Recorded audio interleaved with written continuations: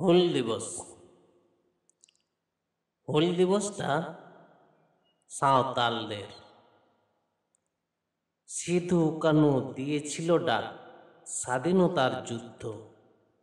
শিশু থেকে সামিল ছিল 60 বছরের বৃদ্ধ। লক্ষ্য ছিল একমাত্র, ব্রিটিশ শাসন উচ্ছেদের। তবু হুল দিবসটা সাঁওতালদের। সাঁওতালরা ডাক দিয়েছিল ব্রিটিশ বিরুদ্ধে যুদ্ধ। ব্রিটিশরা চট পাক বা না পাক, ভারতীয়রাই ছিল বেশি ক্ষুব্ধ। ব্রিটিশরা তো সরকার ছিল, অত্যাচারী ভারতীয় জমিদার। যে যত লুটতে পারো, দায়ী থাকবে সরকার।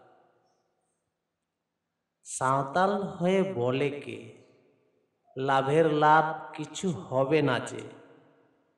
চলো সবাই লুটে খাই, ইংরেজ হয়ে গান গাই।